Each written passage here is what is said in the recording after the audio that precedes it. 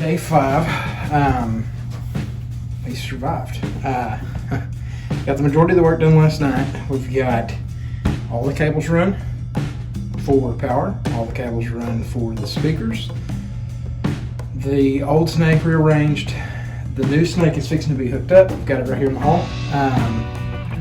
Then we have making sure it's connected to the sound console.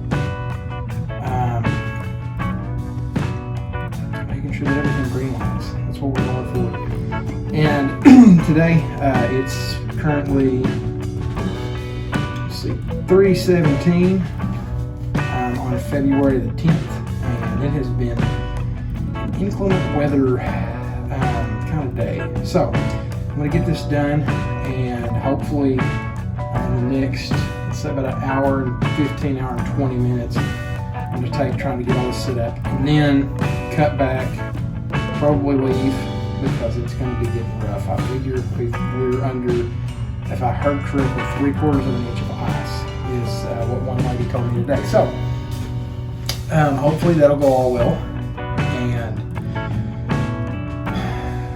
we'll get this hooked up, ready to go, and I'll have, we actually canceled church. Today's Wednesday. We canceled church due to the inclement weather that's coming, and should have this hooked up, ready to go. And then all I have to do is sound check, which I have a virtual sound check because I recorded from Reaper. And so we'll input all those cards in and do a virtual sound check on everything that we have from one of our previous services, just to kind of get a baseline. And then we'll do a final check and get ready for Sunday service. So anyway, thank you guys for hanging out and enjoying the ride. If you have any questions, comments, please let me know. Really, probably just going to do some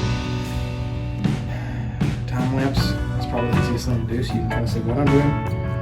And then I'll try to explain anything. If you guys have any questions, leave a question in the comment. Leave any opinions you have, what you would do differently. I would really like to know, because if you don't grow and you don't try to progress, then you're stagnant. Stagnant is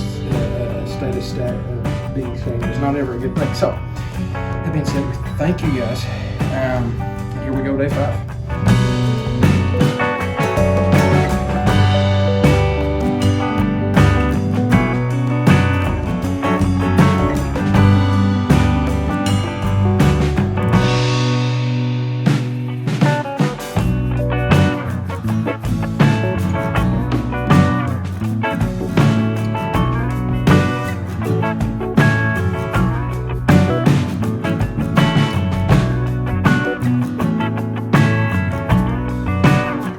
Guys, here we are, finished rack. All that's left to do is to power this baby up. Got everything done in the back. Also, I'm going to put the side panels on. Well, a couple hours later, and I'll kind of run through what I got. So, we moved like a server rack in the back behind our stage, which everything's kind of junky right now, so excuse the mess. Behind the stage, which should be right about, see where my finger is on this camera, okay, right about there, about underneath the that window looking thing with the greenery. That being said, sorry about the shaking, that is where the rack is, and there's a power conditioner in there that's running the drive rack and the amps, and then we've got the speakers run to a box, so that way we can just pop everything on that box, which is really nice. And yeah, so all that's left to do is to work on the patch. And I've talked with our pastor, which is my dad, but talked with him and kind of told him what was going to be going on. We're not having church tonight, so everything's cool. I was going to have everything cleaned up, but I've still got a couple more days I can get everything finished. But anyway, the plan is to get over here probably Friday, it's looking like, and work on a patch, or not a patch, a scene for the X32 for all of our new speakers, and redoing all of our amps and everything else, as well as the Reaper scene. I'm wanting to try to get that finished up as well. Once again, really got that. That's pretty cool. You'll have to check that out. I'll do a video on that hopefully soon. But anyway, so essentially what I did, just to try to explain everything if it wasn't in the last video, is we ran a new digital snake. Everything's run through the ceiling on this one. Thank God. The floor was a pain the last time. And run heavy shielded Cat 5 or maybe Cat 6, one of the two. Anyway, it was approved by Behringer, so it was all cool. And we ran that to the snake, and we moved all of our drum channels, our piano channels, bass and guitar channels all off of that. And we use wireless mics for everything else, so they're back in the back. And then we've got 3 or 4 open channels on the snake for any kind of inputs that we want to add, or if we need to add later. And the reason that we did that is because I figured it would be a cleaner signal than running through our old analog snake. Now, I did keep the analog snake hooked up, and there's a very good reason for that. We have stage boxes that are set up, and what I did is I ran XLRs to each of them, and we have 3 on the stage. And so I ran 4 XLRs, or I should say, Alex, myself, and Patrick, and several others. My sister Hannah.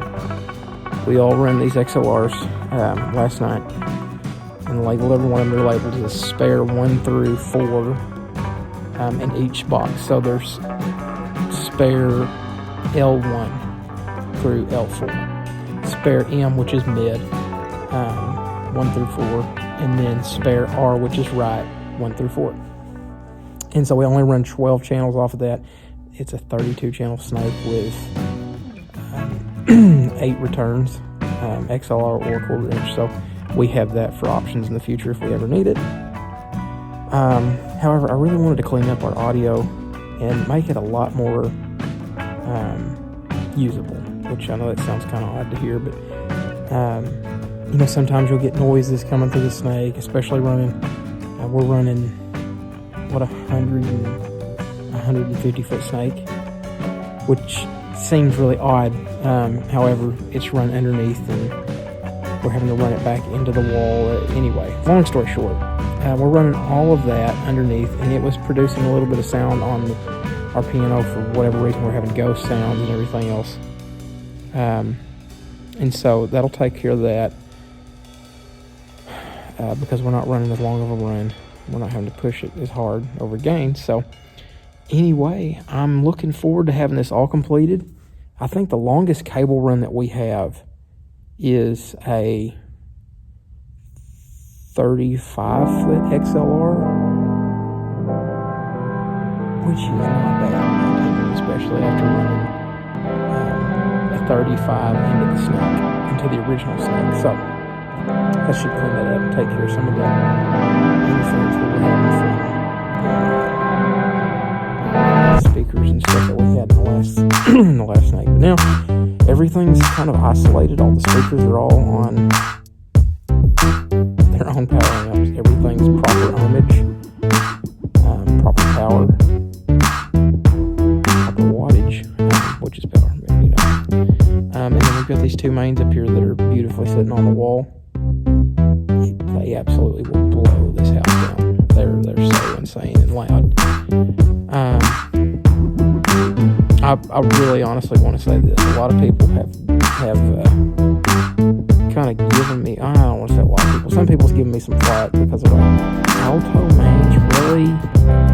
Well, a buddy of mine, his name's Jerry, he kind of introduced me to me and other church that I've been to, they had them as well, and they fit our pattern.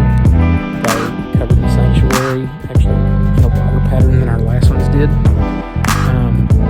These are, if I'm not mistaken, these are 60 or 70 degree angles, and our last one was 40. And so, literally, at the middle of our sanctuary, I shouldn't say the middle, about 2 rows into our audience, the crowd, we were losing audio. Like there was nothing there. You couldn't hear it until you backed up to hear it.